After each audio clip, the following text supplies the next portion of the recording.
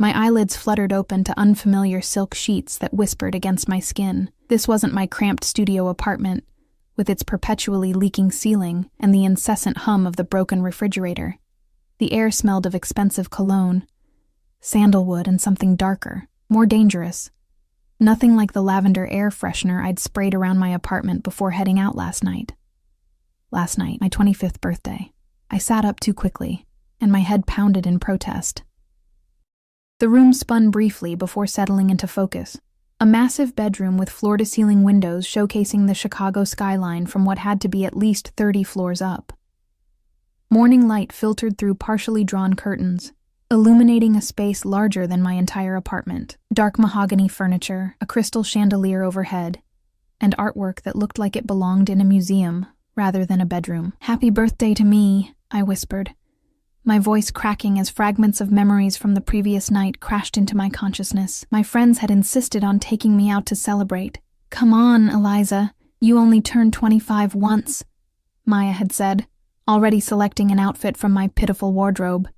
A black dress I'd bought secondhand but had never had the courage to wear. It hugged my curves in a way that made me feel both powerful and exposed. We'd ended up at Obsidian, the exclusive nightclub everyone whispered about but few actually entered. Maya's new boyfriend knew someone who knew someone, and suddenly we were past the velvet rope, enveloped in a world of beautiful people, pulsing music, and drinks that cost more than my daily wage at the coffee shop. I remembered the cocktails, sweet, deceptively strong concoctions that tasted of berries and freedom. I remembered dancing, the liberating feeling of letting go, of being someone else for one night, then him. I clutched the sheets tighter around me, suddenly aware of my nakedness beneath. A quick glance confirmed my fears. My dress and underwear were nowhere to be seen. The bathroom door opened, releasing a cloud of steam, and there he stood. He wasn't what you'd expect from the whispered stories about Chicago's most dangerous man. No scars, no menacing scowl. Instead, Dante Russo moved with the fluid grace of a predator secure in its hunting grounds. Tall, with broad shoulders tapering to narrow hips, wrapped in nothing but a towel, water droplets clung to his olive skin, trailing down the defined muscles of his chest and abdomen. His dark hair was slicked back from his shower, emphasizing the sharp angles of his face, high cheekbones, a straight nose, and lips that could either smile or snarl with equal effect. But it was his eyes that paralyzed me, deep amber, almost golden in the morning light, assessing me with the cold calculation of a man accustomed to weighing lives in his hands. "You're awake," he said, his voice deep and smooth like aged whiskey. I clutched the sheet tighter, painfully aware of the power imbalance. Him, standing confidently half-naked. Me, shrinking into borrowed bedding in a stranger's room. "Where am I?" I managed to ask, hating the tremor in my voice. "What happened last night?" He moved to a dresser, pulled out clothing with deliberate slowness. "You're in my penthouse. As for what happened," the ghost of a smile played on his lips. "You had too much to drink. Your friends left you. I brought you here." My stomach nodded. "Did we?" "No." The word was clipped, definitive. "I don't take unconscious women to my bed for that, Eliza." A chill ran down my spine. "How do you know my name?" He turned to face me fully now, one eyebrow raised. "I make it my business to know everything about anyone who enters my club." He paused, eyes narrowing slightly. "Especially when they're as interesting as you." The way he said, "interesting," made me feel like a butterfly pinned to a board, something to be examined and catalogued. "My friends," I started, reaching instinctively for my phone before realizing I had no idea where it was. "Have been informed you're safe." He gestured toward a chair where I spotted my purse. "Your phone is there. 17 missed calls. They seem concerned." I moved to get up, then remembered my nakedness. "My clothes?" "Being cleaned." "You were unwell last night." His expression didn't change, but something in his eyes darkened. "There's a robe in the bathroom. Use it." It wasn't a suggestion. When I emerged from the bathroom minutes later, wrapped in a silk robe that felt like sin against my skin, he was fully dressed in a charcoal suit that probably cost more than 6 months of my rent. He stood by the window, phone in hand, speaking in rapid Italian to someone on the other end. His voice was low, threatening in its quietness. I tried to slip past him to reach my purse, but his hand shot out, fingers wrapping around my wrist. He finished his call, slipped the phone into his pocket, and turned those predator eyes on me. "Where do you think you're going?" he asked, his thumb absently tracing circles on the pulse point of my wrist. "Home," I said, trying to inject confidence I didn't feel into my voice. "Thank you for whatever help you provided last night, but I need to go." His lips curved into something that wasn't quite a smile. "No." The single word hung in the air between us. "Excuse me?" "You're not going anywhere, Eliza." He released my wrist only to brush a strand of hair behind my ear, his touch sending unwelcome electricity down my spine. "Not after what happened." "What are you talking about?" Fear crept into my voice now. "What happened?" He guided me to sit on the edge of the bed, then handed me a tablet. On the screen was security footage from last night. Me, clearly intoxicated, being approached by two men at the bar. I watched in horror as they slipped something into my drink when I turned away. Then the footage cut to another angle, Dante appearing beside me, his face a mask of cold fury as he spoke to the men. The terror on their faces was palpable even through the grainy footage. "They work for the Costello family," he said, taking the tablet back. "My rivals. They recognized you were with Maya Santos, whose brother works for me." His jaw tightened. "You were to be collateral damage in their message to me." The room seemed to shrink around me. "So what, you rescued me?" I forced out a laugh that sounded hollow even to my own ears. My knight in blood-soaked armor, his expression darkened. "This isn't a joke, Eliza. They know who you are now. They'll try again." I stood, anger temporarily overriding fear. "This has nothing to do with me. I don't even know you. I was just out celebrating my birthday, and now you're telling me I'm caught in some mafia war?" "Sit down." His voice was soft, but carried such authority that I found myself obeying before I could think. "You have two choices. You can walk out that door, go back to your apartment on Westfield Avenue, to your job at Lakeside Coffee, to your evening classes at the community college. And within 24 hours, you'll either be dead or wishing you were." My blood ran cold. How did he know so much about me? "Or," he continued, sitting beside me, close enough that I could feel the heat radiating from his body, "you stay here under my protection until I've dealt with the Costellos." "And how long will that take?" I whispered. His fingers found my chin, tilting my face up to meet his gaze. "As long as necessary." I pulled away, standing again, pacing the room. "This is insane. I can't just disappear from my life. I have a job, classes, rent due next week. All taken care of." His casual tone made it clear how easy it was for him to rearrange my entire existence. "Your employer has been informed you've had a family emergency. Your professors will receive the same message. Your rent is paid for the next 3 months." "You can't do this," I said, but even to my own ears it sounded weak, defeated. He rose in one fluid movement, closing the distance between us. His hands came to rest on my shoulders, warm and heavy. "It's already done, Eliza." Then his phone rang, breaking the tension. He checked the screen, his expression hardening. "I have business to attend to. Breakfast is ready in the dining room. Marco will show you." He moved toward the door, then paused. "Don't try to leave. My men have instructions." And just like that, I was alone in the luxurious prison of Dante Russo's penthouse. I moved to the window, pressing my palm against the cool glass, gazing down at a city that suddenly felt alien. Somewhere down there was my simple life, now seemingly as distant as another planet. A knock at the door startled me. A tall man with a scar running down one cheek stood there, his face expressionless. "Mr. Russo asked me to escort you to breakfast, miss." As I followed Marco down a hallway lined with artwork worth more than everything I'd ever owned, the reality of my situation crashed down on me. Yesterday, I'd been Eliza Parker, 24, barista by day, student by night, invisible to the world. Today, I was 25, caught in the web of Chicago's most feared man. Visible in all the wrong ways. The worst part wasn't the fear or the confusion, or even the loss of control. It was the tiny, traitorous part of me that remembered how it felt when Dante touched me. The inexplicable safety I felt, despite knowing exactly how dangerous he was. "From now on, you stay," he'd said. And as I entered the dining room to find a breakfast spread fit for royalty and a view of the city that stole my breath, I wondered if I'd ever want to leave. The dining room, like everything else in Dante's penthouse, exuded wealth and power. A table that could seat 12 held only a single place setting at the head, with another set adjacent to it. The message was clear. I was to sit at his right hand. Marco pulled out my chair with unexpected gentleness. "Mr. Russo will join you shortly. Please, eat." I stared at the spread before me, fresh fruits arranged like jewels, pastries still steaming, 3 different types of juice in crystal decanters. My usual breakfast was coffee, and whatever pastry hadn't sold the previous day at the cafe. "How long have you worked for him?" I asked Marco, desperate for any information about the man who had effectively kidnapped me.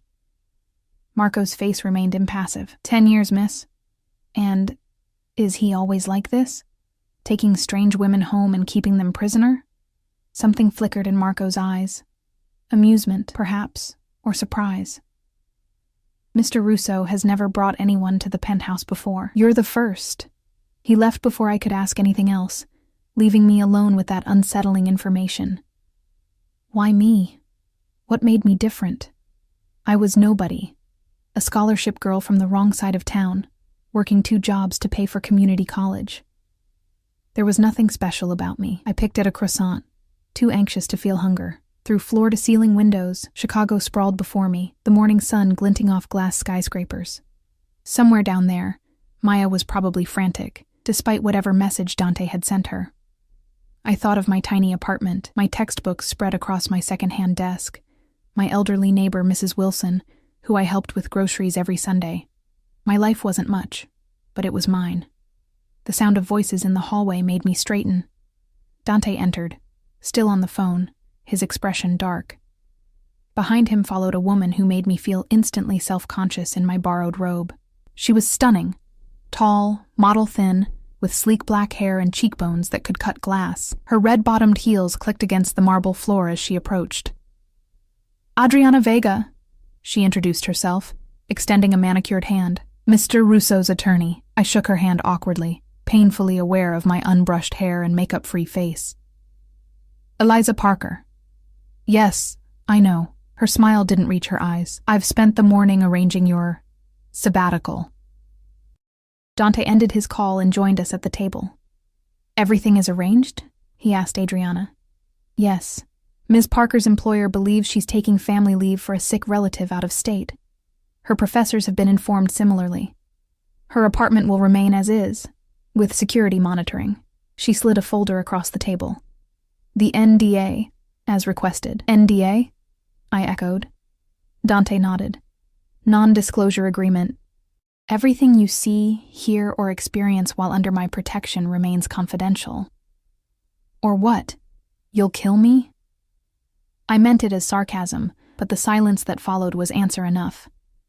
Adriana cleared her throat. "Mr. Russo has also taken the liberty of providing you with necessities."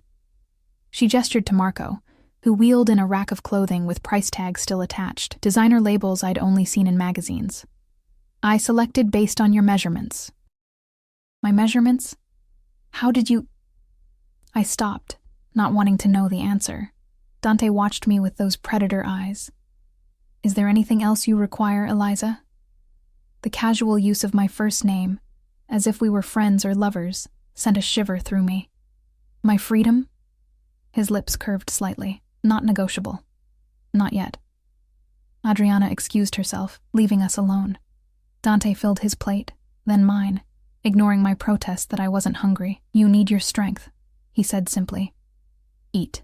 I took a bite of melon to appease him, the sweetness exploding on my tongue despite my anxiety. "So this is my life now? Living in your penthouse, wearing clothes you bought, waiting for you to deal with your enemies?"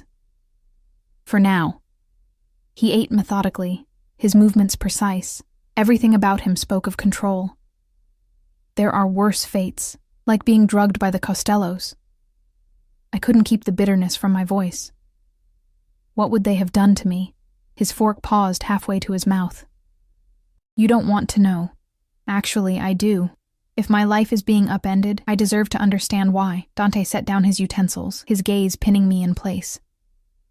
They would have taken you somewhere quiet, recorded everything they did to you, and sent me the video as a message that nothing I care about is safe. The clinical way he described my potential torture made my blood run cold. But you don't care about me. You don't even know me. They don't know that. He took a sip of coffee. All they saw was me intervening when they drugged you. That was enough. So I'm collateral damage in your war. I pushed my plate away, appetite gone. Great. No, the word was sharp. You're under my protection now. No one will touch you. Except you? The words slipped out before I could stop them. Something dangerous flashed in his eyes. I told you. Nothing happened last night. And I'm supposed to just believe that? I woke up naked in your bed. He leaned forward. You got sick all over yourself. My housekeeper helped you shower and put you to bed. I slept in the guest room. His voice softened slightly. I don't take advantage of vulnerable women, Eliza. That's not who I am. Shame washed over me. I'm sorry. I didn't mean... Forget it. He stood abruptly. The left wing of the penthouse is yours. There's a library, a gym, a theater room. The pool on the roof is heated. You'll find everything you need. My quarters are in the right wing. You don't enter without invitation. Am I allowed to leave the penthouse at all? Not yet. In a few days, when I've increased security and the initial danger has passed, perhaps. He straightened his already immaculate suit jacket. You'll have a guard with you at all times. Elena during the day, Marco at night. As if on cue, a woman entered the dining room. She was shorter than me, but moved with the confident grace of someone who knew exactly how much damage she could inflict. Her dark hair was pulled back in a severe ponytail, and though she wore simple black clothing, the bulge of a shoulder holster was visible. Elena will show you around, Dante said. I have meetings. He moved toward the door, then paused. If you need anything at all, tell Elena or Marco. They have direct access to me. And then he was gone, leaving me with yet another stranger in this gilded cage.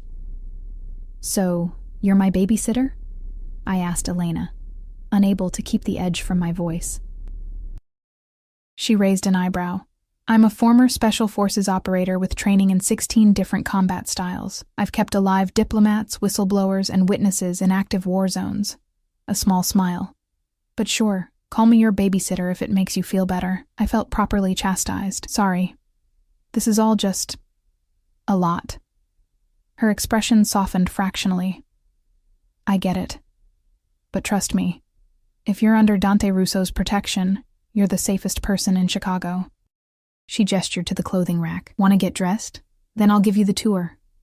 The clothes fit perfectly, which was both impressive and unsettling. I chose the simplest items I could find. Dark jeans and a cream sweater that probably cost more than my monthly rent. Elena waited patiently, then led me through the penthouse. It was even more extensive than I'd imagined, occupying the entire top floor of the building. The library took my breath away. 2 stories of books with a spiral staircase and comfortable reading nooks. The gym was better equipped than any I'd ever seen. The theater room had butter-soft leather recliners and a screen that covered an entire wall. What does he do? I asked as we entered a solarium filled with lush plants. I mean, I know he's involved in things, but does he have legitimate businesses too? Elena gave me an appraising look, as if deciding how much to share. Dante has interests in real estate, hospitality, import, export, technology. His family built half of Chicago's skyline, and the other half was built by his enemies. She shrugged. Chicago has always been divided territory. We ended the tour at a set of double doors. These are Mr. Russo's quarters. As he said, don't enter unless invited. What's in there? A torture chamber? I joked weakly. Elena didn't smile. His office, bedroom, private living area, things that aren't your concern. She checked her watch. It's almost noon. Lunch will be served on the terrace at 1. Until then, you're free to use any of the facilities I showed you. Left alone, I wandered back to the library, drawn to the comfort of books. I selected one at random and settled into a window seat overlooking the city.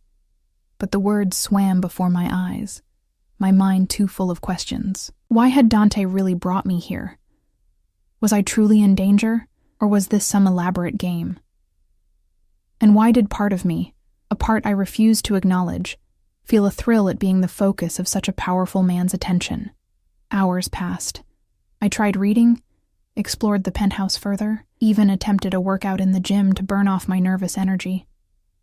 Elena appeared occasionally, checking on me with quiet efficiency. Lunch came and went. Dante was absent, dealing with business, Elena informed me. By late afternoon, I found myself on the rooftop pool deck, wrapped in a borrowed robe over one of several designer swimsuits that had appeared in my bathroom. The Chicago skyline stretched in every direction, the late autumn sun casting long shadows across the city. Despite the cool air, the pool steamed invitingly, heated to the perfect temperature. I slipped into the water, the warmth enveloping me like a caress. For a moment, I let myself float, eyes closed, pretending this was all a strange dream from which I'd soon awake. "You look peaceful." My eyes snapped open. Dante stood at the pool's edge, his suit exchanged for dark jeans and a simple black shirt that did nothing to diminish his aura of authority. I hadn't heard him approach. A man his size moving with such silence was unnerving. I sank deeper into the water, suddenly conscious of the revealing swimsuit. "Your facilities are very comfortable." "I'm glad you approve." He sat on one of the loungers, his eyes never leaving me. "How are you settling in?" The absurdity of the question made me laugh. "Oh, just the typical adjustment period after being kidnapped by a Mafia boss." His jaw tightened. "You're not a prisoner, Eliza. You're a guest under protection. Guests can leave when they want to. You can leave when it's safe." He leaned forward. "Do you think I enjoy this? Disrupting my life? Rearranging my schedule? Turning my home into a fortress? All for a woman I barely know?" The words stung more than they should have. Then why do it? Why not just let me go, hire a bodyguard for a few days and be done with it?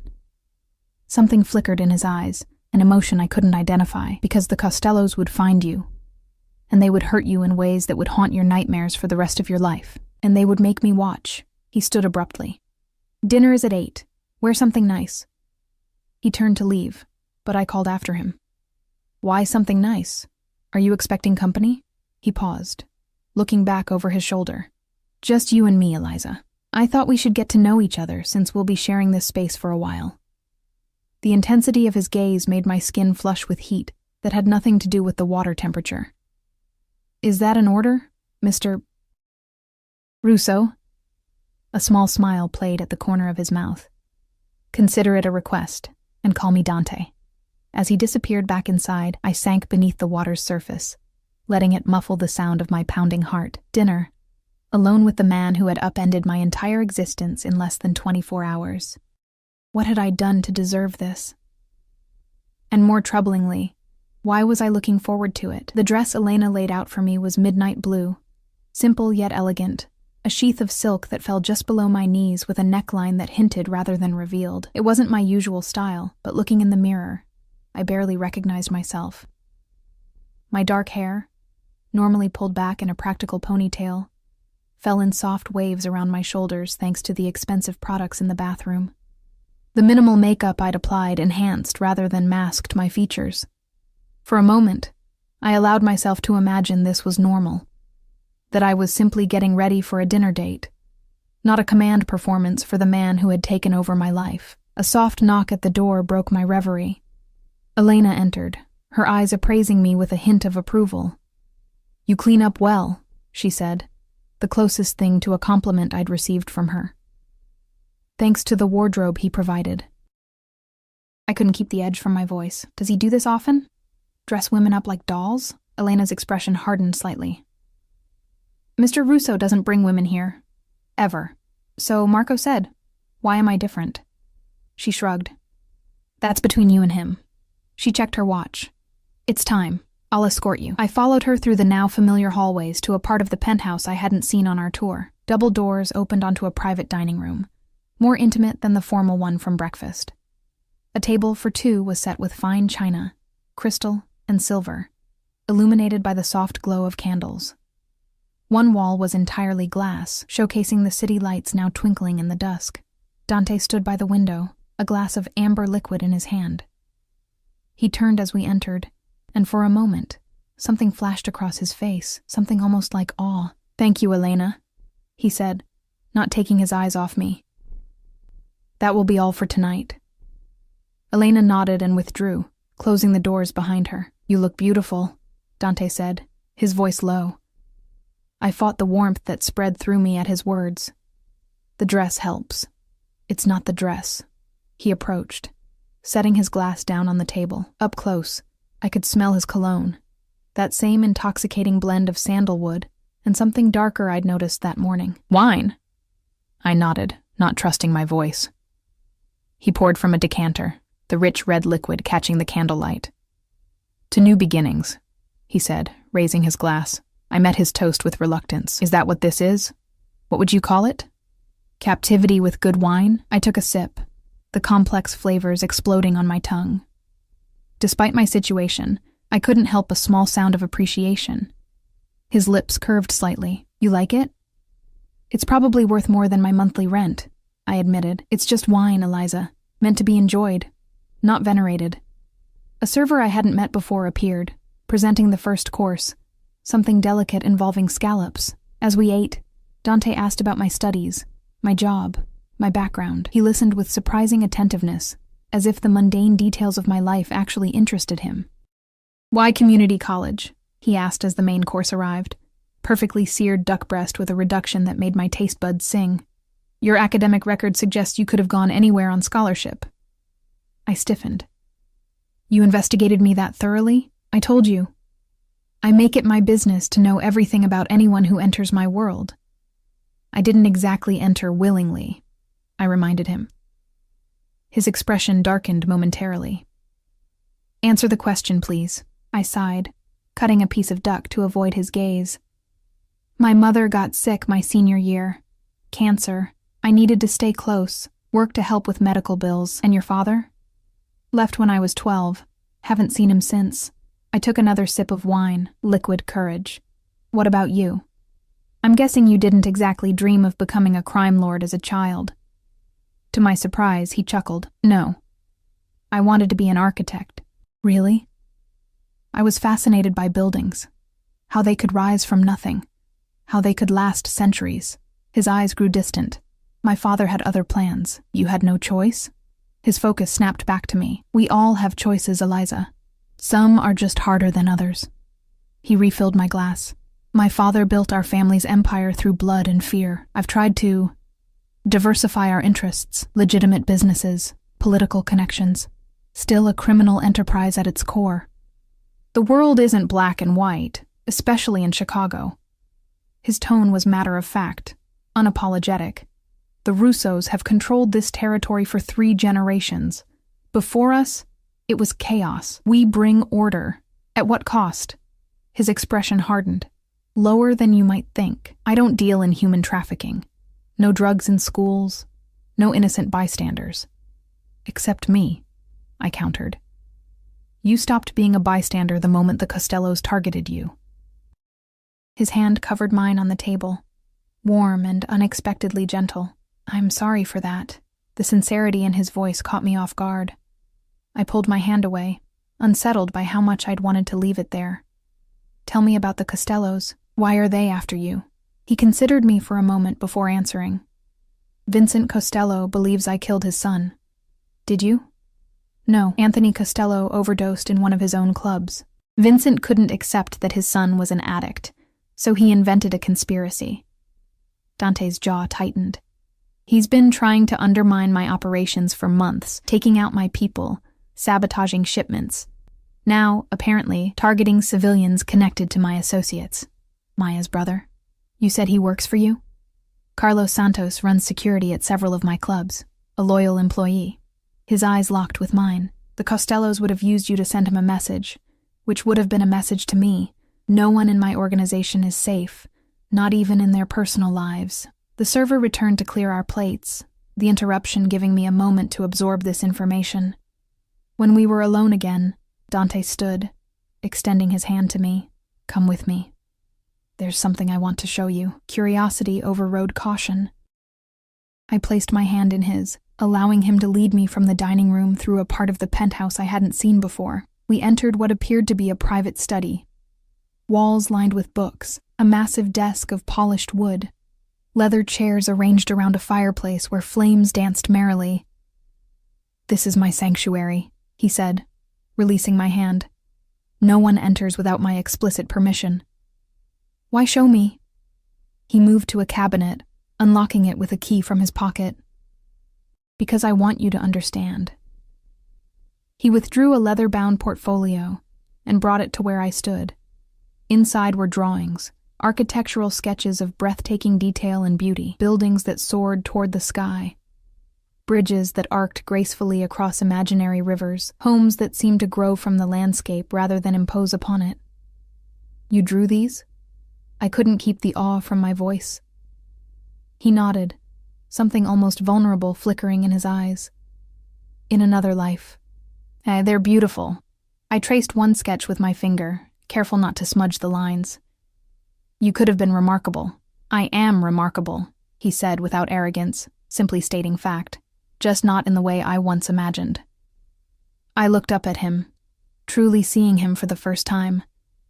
Not as the Mafia boss who had disrupted my life, but as a man with dreams deferred, with paths not taken. For a moment, the mask slipped, and I glimpsed someone else beneath the controlled exterior. "Why are you showing me this?" I asked softly.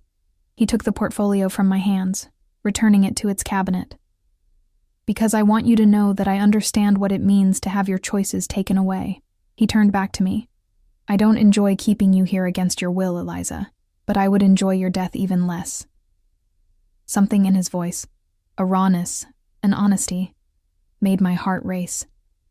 He moved closer, close enough that I could feel the heat radiating from his body. "There's something about you," he said, his voice dropping to a near whisper. "Something that's been haunting me since I saw you in the club." "What?"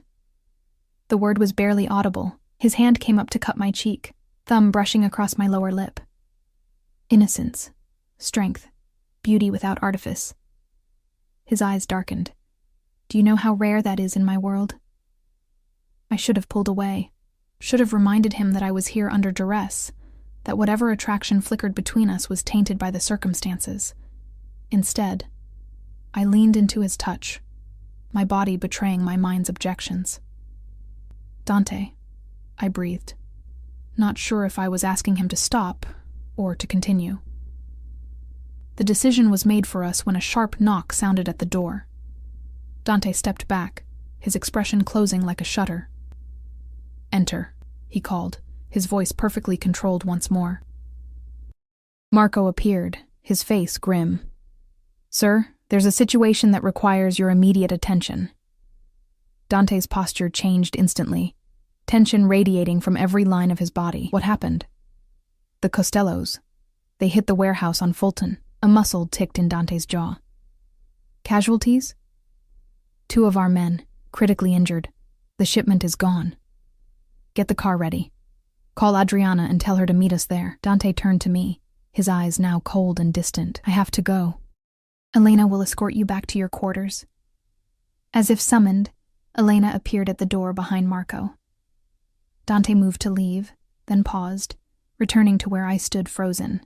"Lock your door tonight," he said quietly. "Don't open it for anyone but me or Elena." "Is it that serious?" I whispered. His expression was grim. "Vincent Costello has escalated this beyond what I anticipated. Until I understand his endgame, I need to know you're safe." He hesitated, then pressed a swift, hard kiss to my forehead. "Stay safe, little bird." The tenderness of the gesture, the unexpected nickname, left me speechless as he strode from the room, Marco at his heels. Elena waited by the door, her face expressionless. "Come," she said. "I'll take you to your room." I followed in a daze, my mind whirling with conflicting emotions. Fear at the obvious danger, confusion at Dante's momentary vulnerability, and something else, something I was afraid to name. Back in my suite, Elena checked every room, every closet, even under the bed. She drew the curtains closed and handed me a small device.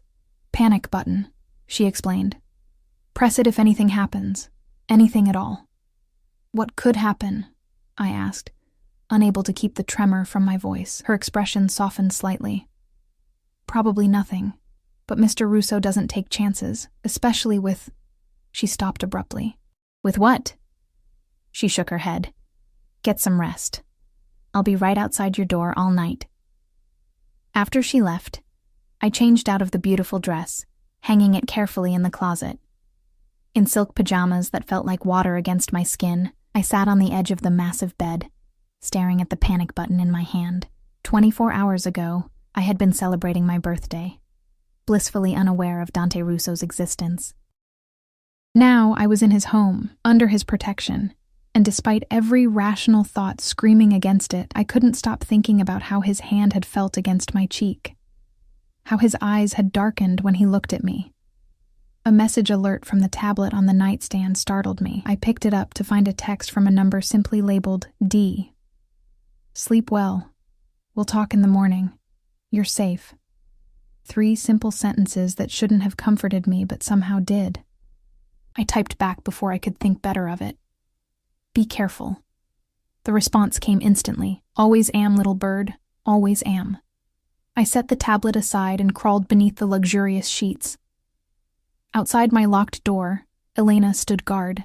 Beyond the penthouse walls, Dante Russo was dealing with the enemies who had inadvertently entangled me in their war, and here I lay, in the eye of a storm I never saw coming, wondering how my life had changed so completely in the span of a day. Tomorrow, I told myself. Tomorrow I would find a way out of this. Tomorrow I would stop this dangerous attraction to a man who lived by his own rules. But as sleep claimed me, it was Dante's face I saw. His touch I remembered. His voice whispering, "Little bird," that followed me into dreams. I woke to the sound of raised voices. Male, angry, somewhere down the hall.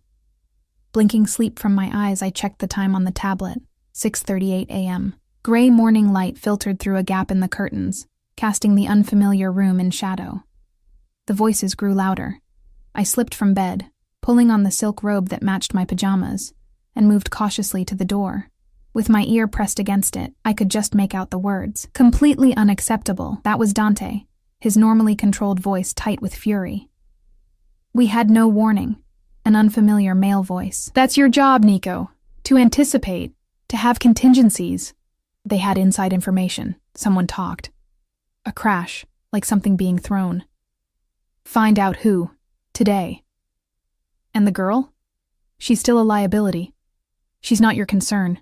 Dante's voice dropped dangerously. Focus on finding our leak. And Nico? If anything happens to her while I'm gone, don't bother reporting back to me. You won't live long enough. Footsteps approached my door. I scrambled back, nearly tripping over myself in my haste to return to bed. I had just pulled the covers up when a soft knock sounded. Eliza, it's Elena. May I come in? I took a steadying breath. Yes. She entered, looking surprisingly fresh, considering she'd presumably been on guard all night. Good morning. Mr. Russo asked me to inform you he's been called away on urgent business. He'll return this evening. I sat up, drawing the robe tighter around myself. The warehouse situation? Something flickered in her eyes. Surprise, perhaps, that I knew about it. Yes. He asked me to apologize for the abrupt departure and to assure you that the penthouse remains completely secure. I nodded, unsure how to respond. Part of me was relieved at Dante's absence. It would give me space to think, to plan. Another part, one I didn't want to acknowledge, was disappointed. Breakfast is ready whenever you are, Elena continued. After Mr. Russo suggested you might enjoy shopping to supplement your wardrobe. Online, of course. Of course. I couldn't keep the bitterness from my voice. God forbid I actually leave this gilded cage. Elena's expression remained neutral. It's for your safety, Eliza. The threat is very real. So I keep being told. I pushed back the covers and stood. I'll be out for breakfast in 20 minutes. After she left, I showered and dressed in another outfit from the collection provided. Black leggings, and an oversized cashmere sweater that felt like being wrapped in a cloud. The mirror reflected someone who looked like me but wasn't quite. Better rested, better dressed, hair shining from expensive products. Breakfast was a solitary affair in the smaller dining room. As I picked at fresh fruit and pastries, I found my thoughts returning to Dante, to our dinner, to the moment in his study before we were interrupted, to the surprising vulnerability he'd shown me with his architectural drawings. "Elena," I said as she refilled my coffee, "how long have you worked for Dante?" 5 years? And in that time, has he ever brought anyone here? A girlfriend? A date?" She hesitated, then set the coffee pot down. "Mr. Russo doesn't date in the conventional sense. His position makes normal relationships complicated. But there have been women. There have been arrangements, mutually beneficial companionship." Her expression softened slightly, but no, he's never brought anyone to the penthouse. This is his sanctuary. Until me. Until you. She studied me with newfound interest. "He's different with you. More careful. More present." I wasn't sure how to respond to that. "I need air. Is the rooftop accessible?" She nodded. "I'll accompany you." The rooftop garden was even more beautiful in daylight. Lush greenery and planters, comfortable seating areas, the pool sparkling in the morning sun. The autumn air was crisp, but not unpleasantly cold. I leaned against the railing, gazing out at the city that seemed both so close and so impossibly far away. "Do you ever wonder about the choices that brought you here?" I asked Elena, who stood a respectful distance away. "Working for someone like him?" She joined me at the railing. "Before Dante, I was private security for a Saudi prince. Before that, special forces. I've seen the worst people can do to each other." She looked at me directly. "Dante Russo is not the monster you think he is." "I don't think he's a monster," I said quietly. "That's what scares me." She nodded as if I'd confirmed something. "Be careful with him, Eliza. He may seem invulnerable, but he's not." "Why are you telling me this?" "Because I've never seen him look at anyone the way he looks at you." She straightened. "And because whatever's happening between you two, it's changing him. Whether that's good or bad remains to be seen." The day passed slowly. I spent hours in the library losing myself in books. Elena brought lunch, a simple but exquisite salad with grilled chicken. I browsed online stores on the tablet, selecting a few practical items despite being told money was no object. I swam laps in the pool until my muscles ached pleasantly. All the while, my mind worked on the problem of my situation. Could I trust Dante's assessment of the danger? Was I truly a target? Or was this elaborate setup something else entirely? And why did the thought of leaving fill me with such conflicting emotions? By evening, a strange restlessness had settled over me. I paced my suite, checked my phone. Still no service, though Elena assured me it was for security reasons, and changed outfits twice, settling finally on a simple black dress that felt appropriate for dinner, whether Dante returned or not. At 8, Elena escorted me to the dining room, where a single place was set. "Mr. Russo called. He's been delayed but hopes to return by 10. He asked that you not wait for him to eat." Disappointment washed over me, followed immediately by annoyance at myself for feeling it. Fine. Dinner was exquisite but tasted like ash. I picked at it listlessly, my appetite gone. Afterward, Elena suggested a movie in the theater room, but I declined, retreating instead to the library. There, curled in a window seat with a book I couldn't focus on, I watched the city lights shimmer below. "Quite a view, isn't it?" I startled, the book tumbling from my hands. Dante stood in the doorway, his tall frame silhouetted against the hallway light.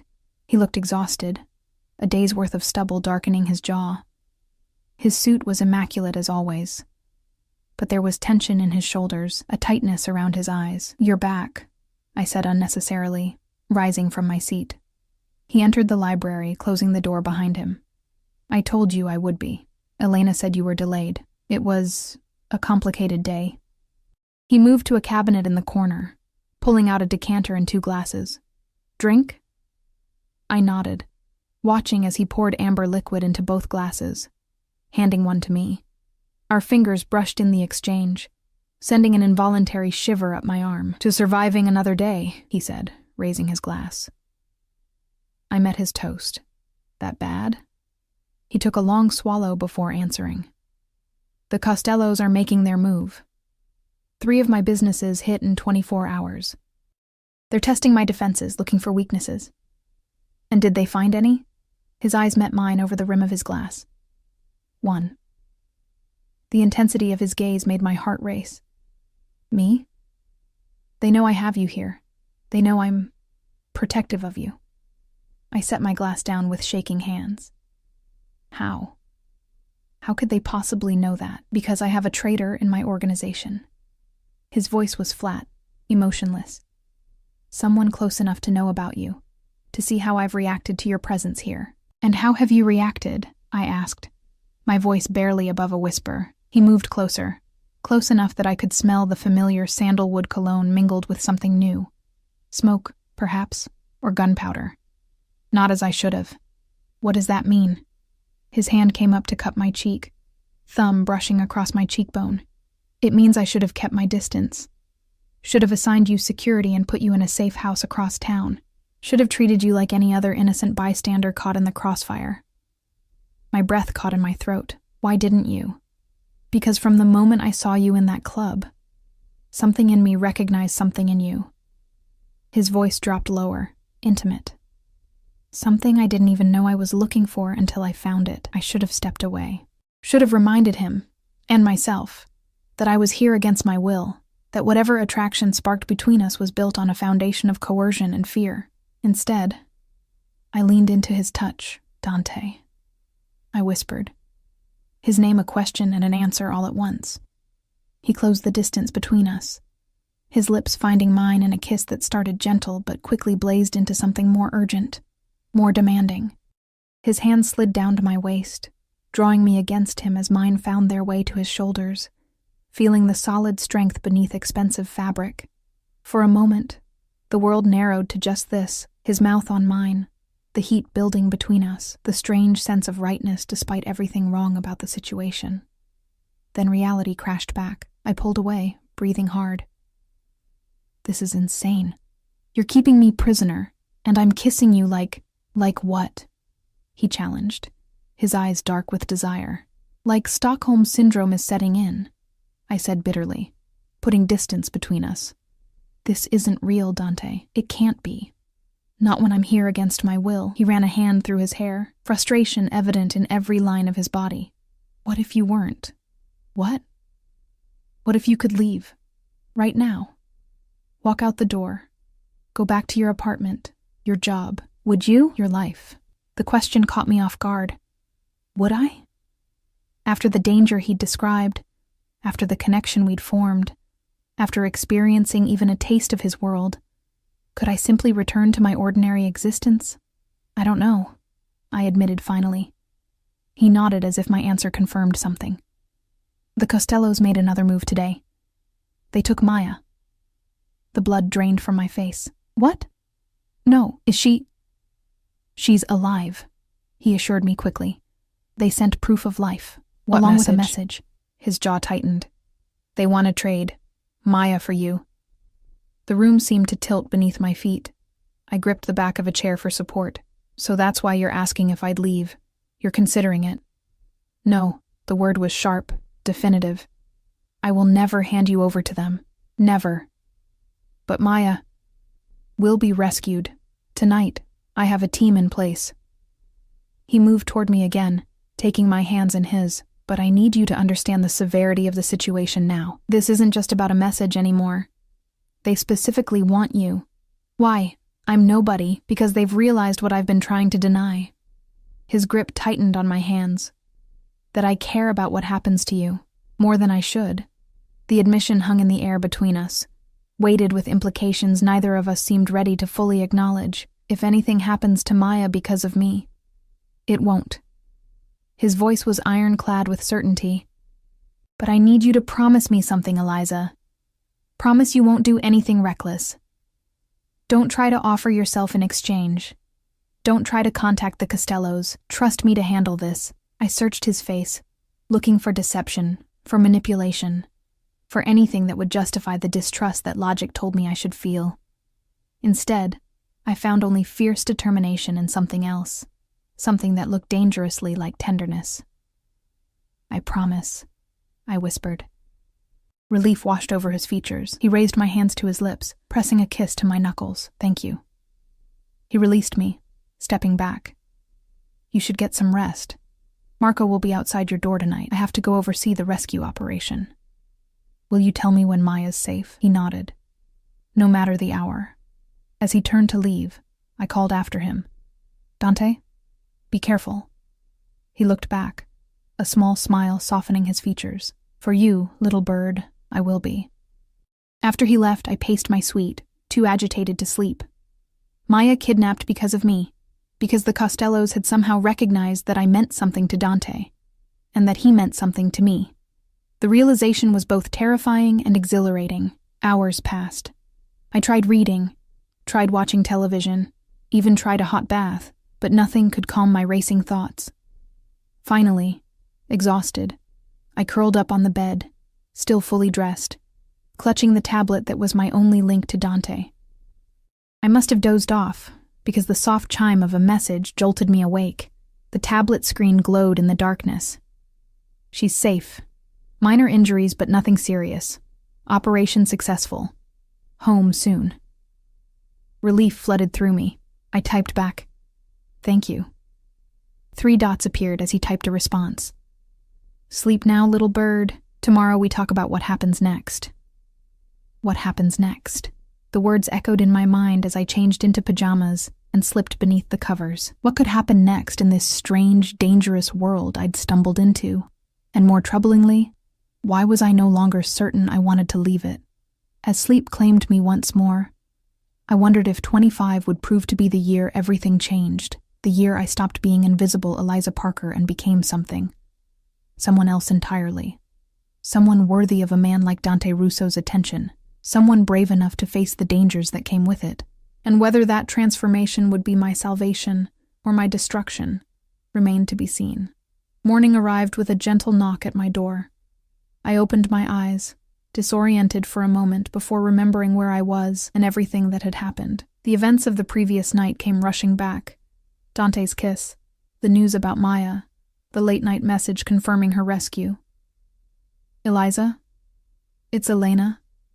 May I come in?" I sat up, pushing tangled hair from my face. "Yes, come in."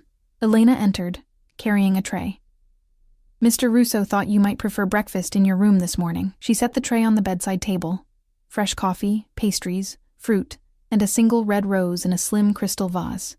"He asked me to tell you he'll be in his study when you're ready to talk." My heart skipped. "Is Maya really okay?" Elena's expression softened. "Yes. She's being kept at a secure location for her protection, but her injuries were superficial, mostly designed to scare rather than harm." Relief washed over me. "Thank you." After Elena left, I ate sparingly, too nervous about the upcoming conversation with Dante to have much appetite. What did he mean by, "what happens next"? Was he finally going to let me go now that the immediate danger had been neutralized? And why did that prospect fill me with such conflicting emotions? I showered and dressed with care, selecting a simple blue dress from the wardrobe. As I made my way to Dante's study, the penthouse seemed unusually quiet. No Marco in the hallway, no staff preparing lunch or tidying rooms. I knocked softly on the study door. "Enter," came Dante's voice from within. He sat behind his desk, papers spread before him, looking as if he hadn't slept at all. When he saw me, he rose, coming around to lean against the front of the desk. "How are you feeling?" he asked. Relieved about Maya, confused about everything else. I remained by the door, suddenly hesitant to move closer. "You wanted to talk about what happens next?"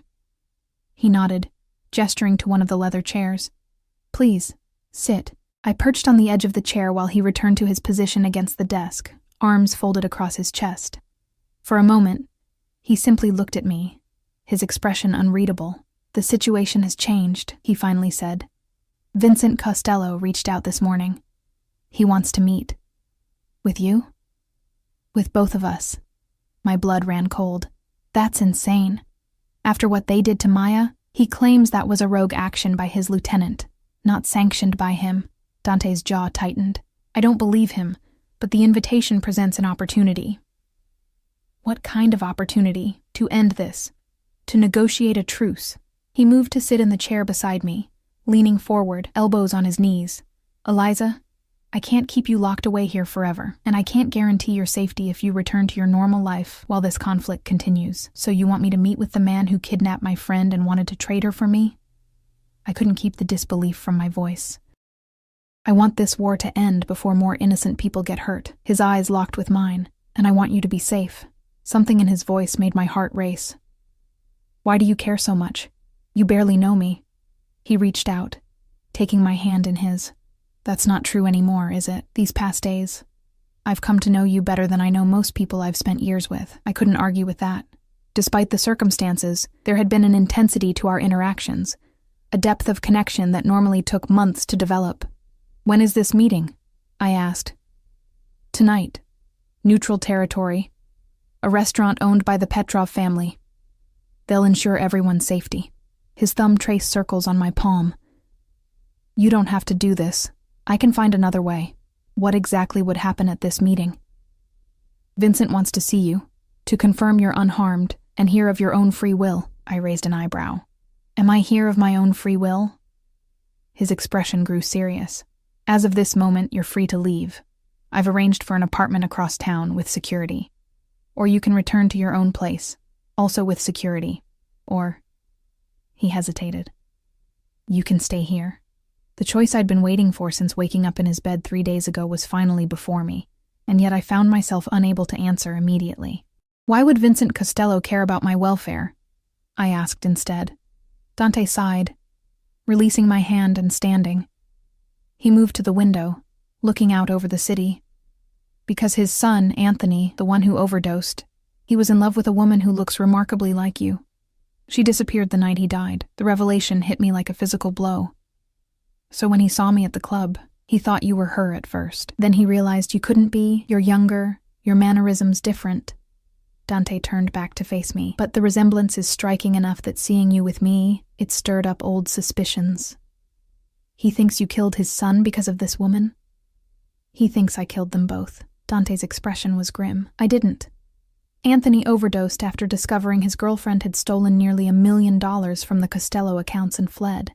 The timing of her disappearance and his death was coincidental, but Vincent doesn't believe that. No. And seeing you with me, seeing how I've protected you," he ran a hand through his hair, a rare gesture of agitation.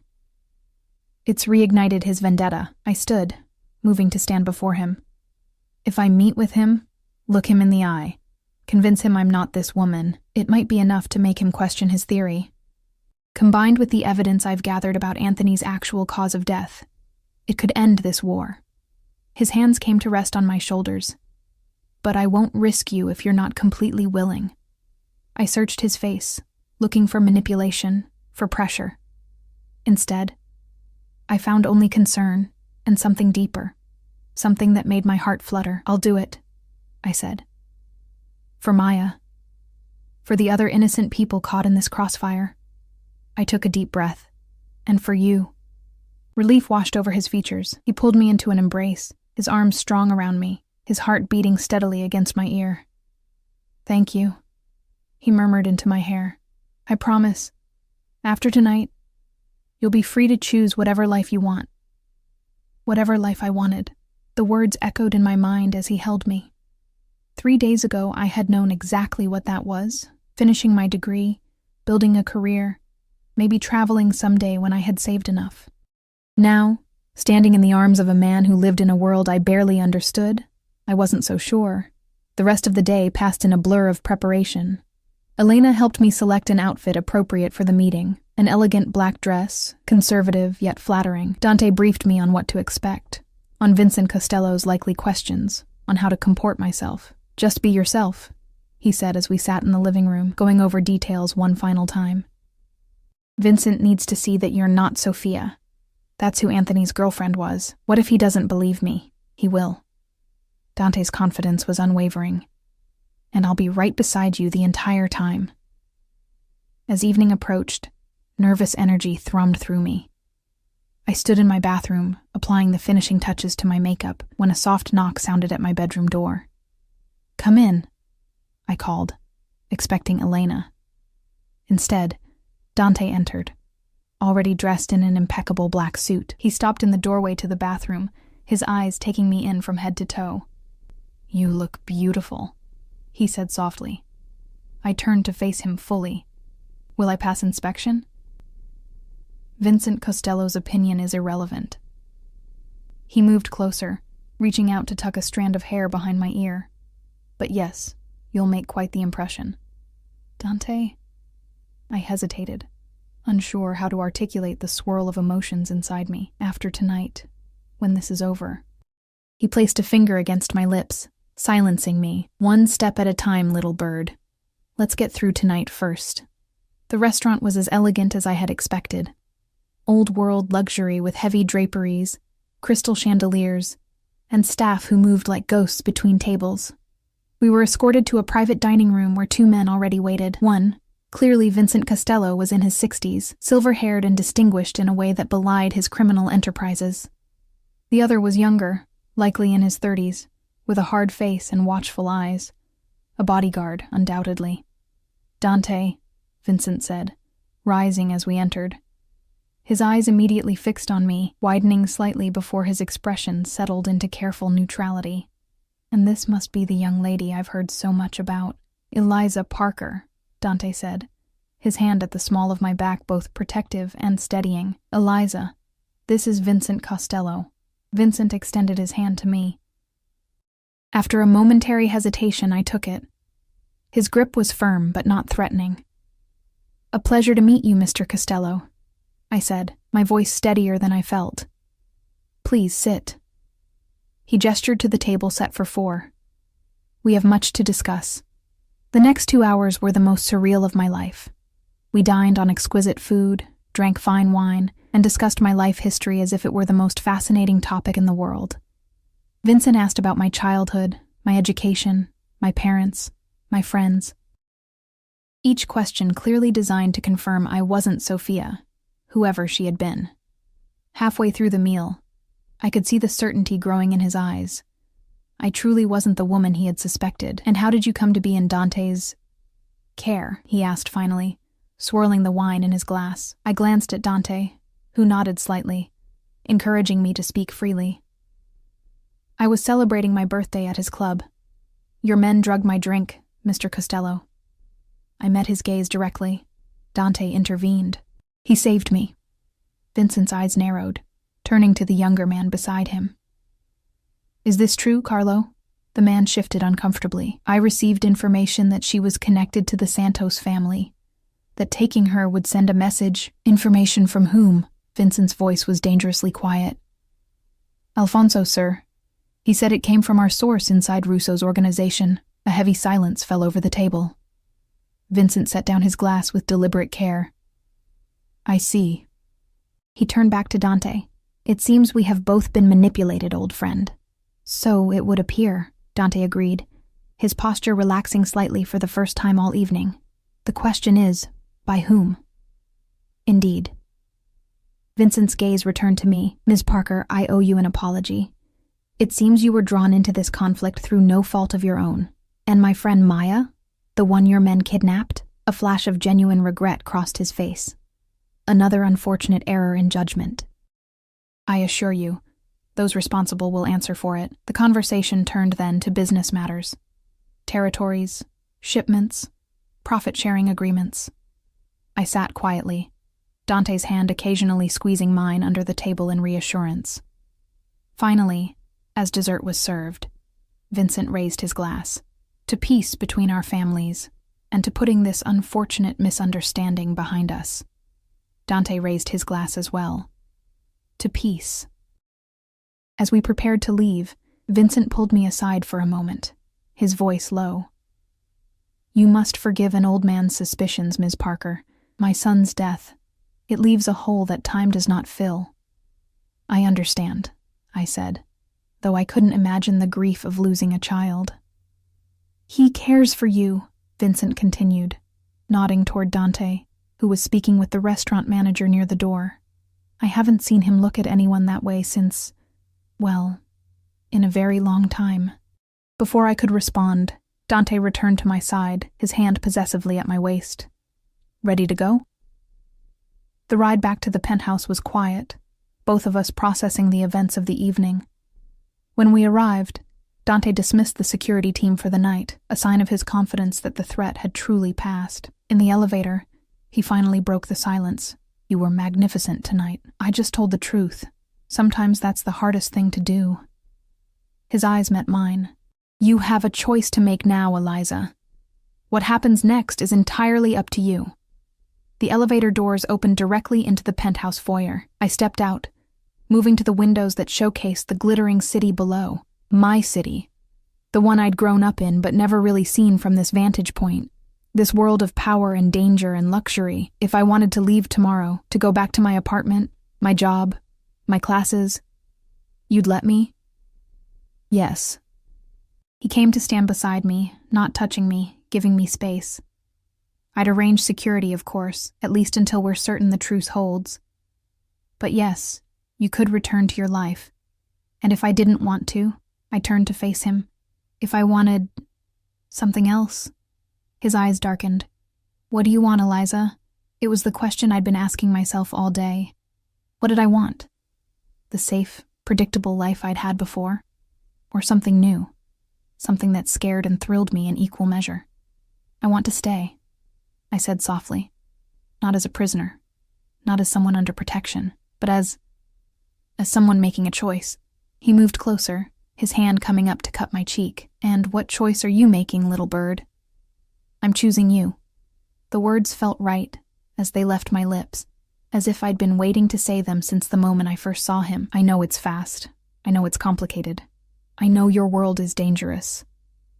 But these past days, I've felt more alive, more seen, than I have in my entire life." Joy bloomed in his eyes, transforming his face. "Are you sure? Once you step into my world fully, it's not easy to step back out." "I'm sure." I leaned into his touch. "I want to see where this leads. I want to know you, all of you, not just the Mafia boss, but the man who wanted to be an architect. The man who calls me little bird, the man who risked everything to protect a stranger." His other arm circled my waist, drawing me against him. "You were never just a stranger, Eliza. From the moment I saw you in that club, something in me recognized something in you. Like finding a piece of myself I didn't know was missing." His lips found mine, the kiss deeper, more passionate than our first. I wound my arms around his neck, surrendering to the heat building between us. When we finally broke apart, both breathing hard, his forehead rested against mine. "Stay with me tonight," he whispered. "Not because you're in danger, not because you have nowhere else to go, but because you want to." "Yes," I breathed, the single word a promise and a beginning. He lifted me into his arms as if I weighed nothing, carrying me through the penthouse to his quarters, the wing that had been off limits until now. His bedroom was simpler than I'd expected, masculine but not austere, with the same spectacular view of the city. He set me down gently beside the bed, his eyes never leaving mine as he brushed a strand of hair from my face. "We can go as slow as you want, little bird. We have all the time in the world now." "I don't want to wait anymore," I said, finding courage in the desire I saw reflected in his gaze. "I've been waiting my whole life without even knowing it. Waiting to be seen, to be wanted, to be chosen." "I see you, Eliza," he murmured, his hands framing my face. "I want you. I choose you." The rest of the night was a revelation, his hands and mouth mapping my body with the same careful attention he gave to everything important in his life. In his arms, I discovered parts of myself I never knew existed. Passion, hunger, a reckless abandonment that would have shocked the practical barista I'd been just days ago. Afterward, lying in the tangle of his sheets, my head on his chest, I listened to the steady beat of his heart. "What are you thinking?" he asked, his fingers tracing idle patterns on my bare shoulder.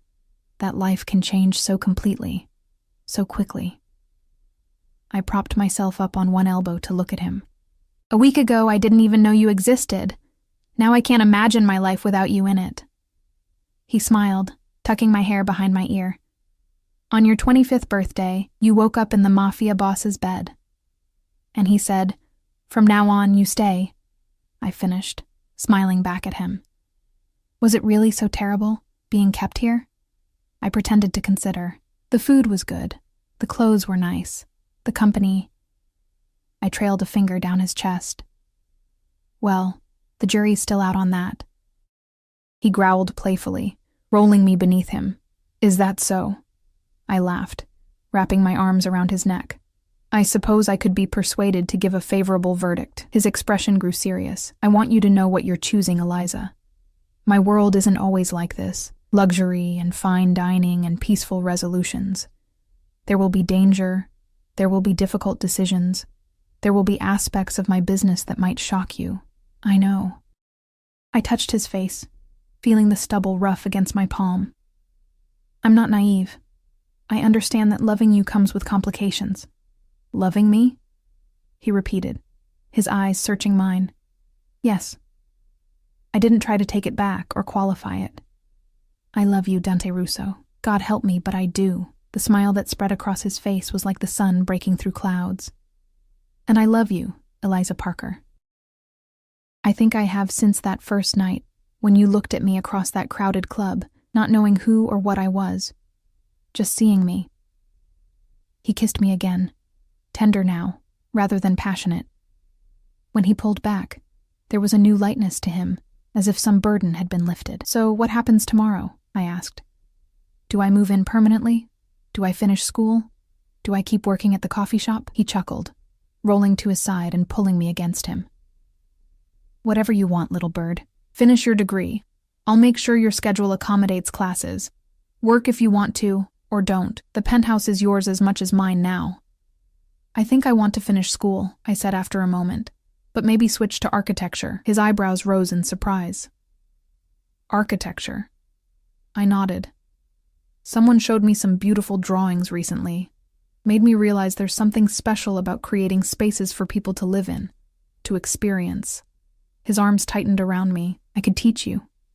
Not just the technical aspects, but the philosophy behind it. The way a building can tell a story, can evoke emotion. I'd like that. I nestled closer, feeling the rightness of being in his arms, in his bed, in his life. Just promise me one thing. Anything. No more kidnapping women on their birthdays. It's not a sustainable relationship strategy. His laughter rumbled through his chest beneath my ear. I promise. You're the first and the last. As sleep began to claim me, safe in the embrace of a man who had turned my world upside down in the span of a few days, I couldn't help but reflect on the strange twist of fate that had brought me here. One night, one club, one chance meeting, and everything had changed. My 25th year had begun in the Mafia boss's bed, and if the way Dante held me now, as if I were the most precious thing he'd ever found, was any indication, many more years in that same bed would follow. I wouldn't have it any other way.